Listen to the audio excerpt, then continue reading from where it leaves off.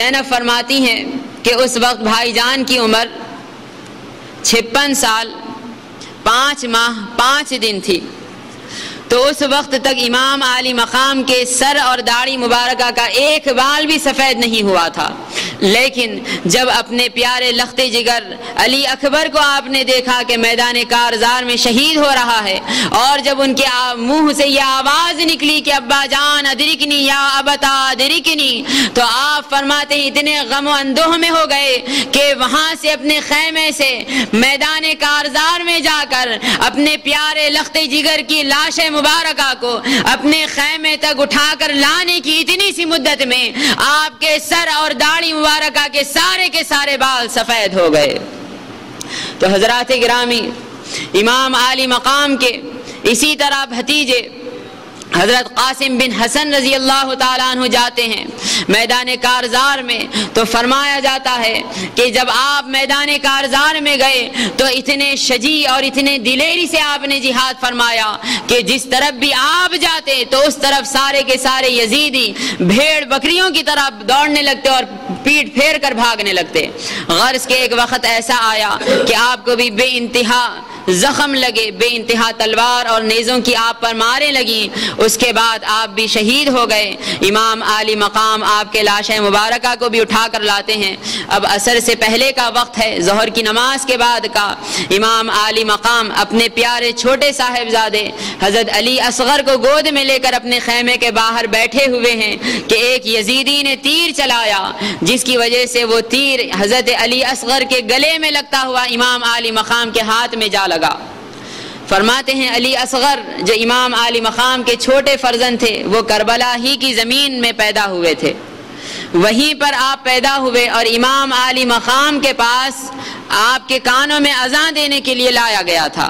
اس چھوٹے سے بچے کو بھی نہیں بخشا گیا۔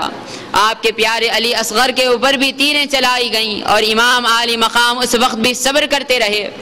بعض لوگ یہ کہتے ہیں کہ علی اصغر اس طرح شہید ہوئے کہ امام عالی مقام ان کو لے کر یزیدیوں کے سامنے گئے اور ان سے ان کے لیے پانی مانگا کہ ان کو پانی تو دے دو، تو یزیدیوں نے ان پر تیر چلائے، جس کی وجہ سے علی اصغر شہید ہوئے۔ ایسا ہرگز نہیں، کیوں کہ امام عالی مقام کی وہ ذات گرامی ہے کہ امام عالی مقام کوئی معمولی آدمی نہیں، بلکہ حضور پاک صلی اللہ تعالیٰ علیہ وآلہ وسلم کے لخت جگر ہیں۔ سرکار نے ان کو اپنا فرزند فرمایا ہے اور فرمایا ہے کہ انہی کی نسل سے میری نسل چلے گی تا قیام قیامت۔ تو حضرات گرامی، امام عالی مقام کی وہ ذات ہے کہ اگر آپ کربلا کی زمین پر پیر مار دیتے تو وہاں سے چشمے نکلنے جاری ہو جاتے، اگر آپ بادلوں کو بلاتے تو بادل آ کر برسنے لگ جاتے، دریائے فرات کو بلاتے تو وہ آ کر آپ کے پاس بہنے لگ جاتی۔ آپ کی شان سے بعید ہے کہ اتنے صبر و استقلال کے باوجود آپ یزیدیوں سے ایک خطرہ بھی پانی مانگے۔ لہٰذا امام عالی مقام نے آخر وقت تک ان سے پانی نہیں مانگا، بلکہ آخر وقت تک صبر و استقامت پر ڈٹے رہے اور اللہ تعالیٰ کے حضور اپنے ایک ایک لخت جگر کی جانوں کو پیش کرتے رہے۔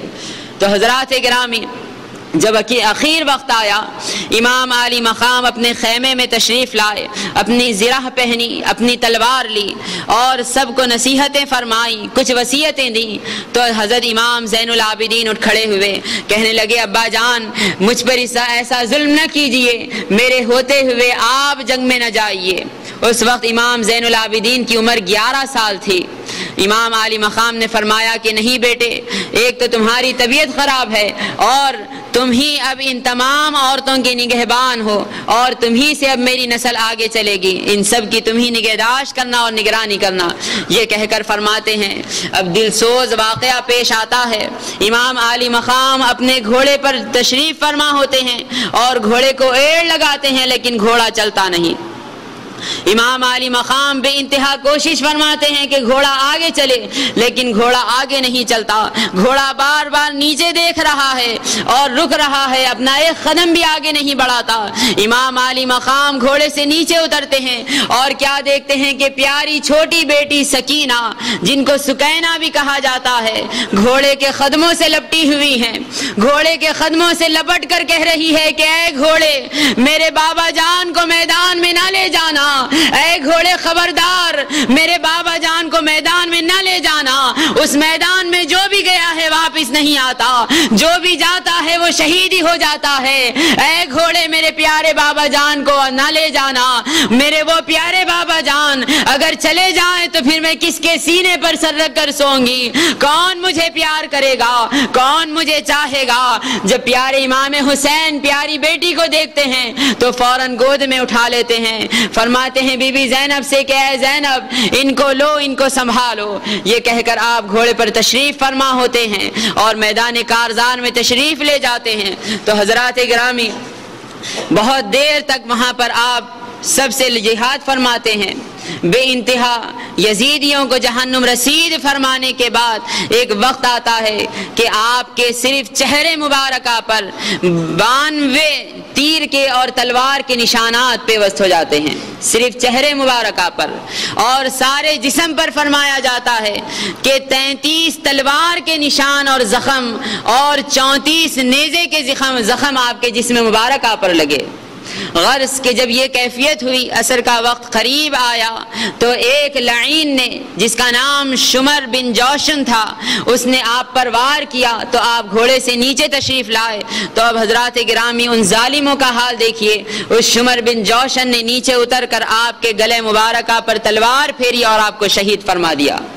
آپ شہید ہوئے تو فرماتے ہیں حضرت جلال الدین سیوطی علیہ رحمت والرضوان مدارج النبوہ میں کہ اس وقت سارا آسمان خون کی طرح لال ہو گیا تھا، سارے آسمان پر ایسا معلوم ہوتا تھا جیسا خون کی چادر چڑھا دی گئی ہو۔ فرماتے ہیں اس وقت ساری دیواروں پر اس طرح روشنی پڑتی تھی جیسا کہ دیواروں پر خون کے پردے ٹانگ دیے گئے ہوں۔ اس 10 محرم کے دن دمشق کا جو بھی پتھر اٹھایا جاتا اس پتھر کے نیچے سے تازہ خون نکلتا ہوا نظر آتا تھا۔ حضرات گرامی وہ دن ایسا تھا کہ حضور پاک صلی اللہ تعالی علیہ وآلہ وسلم وہاں موجود تھے اور آپ اپنے تمام شہداء کا خون شیشی میں جمع فرما رہے تھے۔